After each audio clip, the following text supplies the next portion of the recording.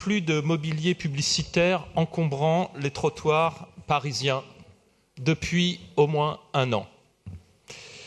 On respire, on voit mieux le paysage urbain et nous sommes, nous, citoyens, en situation de pouvoir nous promener dans les rues, notre espace commun, sans pouvoir subir les messages publicitaires des grands groupes qui formatent nos comportements, nous obligent à certains achats, nous proposent de la publicité souvent à partir de modèles ultra minces, anorexiques, oserais-je dire, qui renvoient une image notamment des femmes absolument immondes.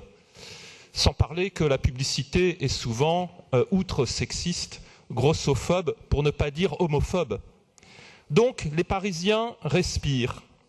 Ils respirent parce que par 2 fois, le tribunal a jugé que le passage en force de l'exécutif sur la publicité parisienne n'était pas conforme à son règlement local de publicité. Nous y avons contribué et nous sommes satisfaits de la situation dans laquelle nous sommes. Alors, j'entends dans les rangs de cet hémicycle des injonctions à différer cette délibération. C'est bien, mais on peut mieux faire pour éviter ces balbutiements, pour éviter les ennuis qui vont très certainement être devant nous, compte tenu des incertitudes, notamment financières liées à l'appel d'offres tel que ça a été évoqué par les collègues de l'opposition. Pour éviter ces balbutiements, ce n'est pas reporter, c'est renoncer qu'il faut.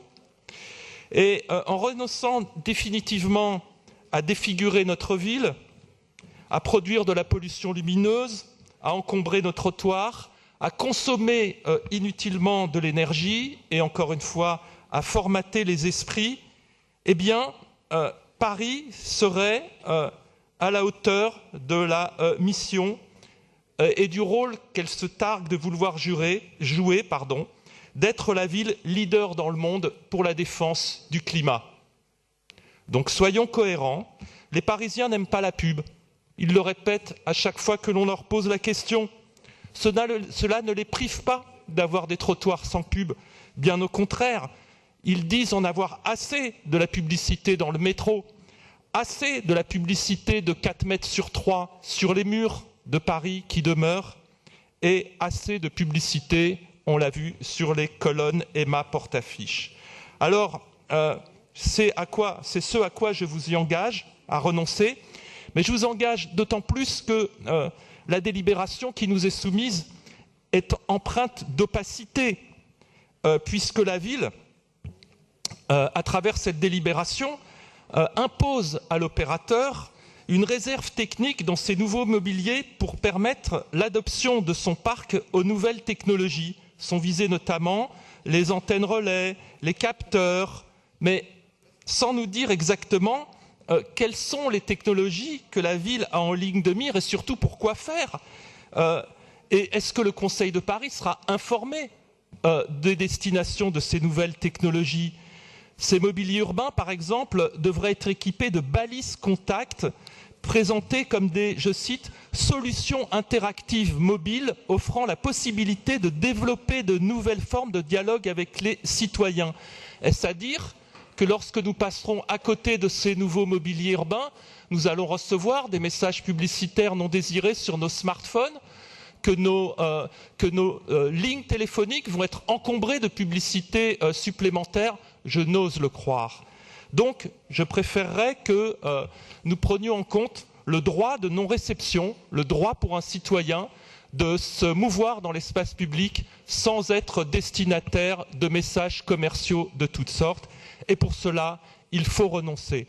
Il faut d'autant plus renoncer que les consommations énergétiques de ce parc de mobilier urbain est largement supérieure à celui indiqué dans la délibération. On nous parle de 88 mégawatts par panneau. Nous avons fait le calcul, 365 jours par an sur 1630 panneaux. Cela amène à une consommation inutile de 1256 kWh par an, c'est-à-dire 2 fois plus que ce qui est indiqué dans la délibération. Pour toutes ces raisons et beaucoup d'autres que le temps imparti ne me permet pas de développer, les écologistes voteront évidemment, vous l'avez compris, contre cette délibération. Je vous remercie. Merci, monsieur le maire. La parole à Julien Bargeton.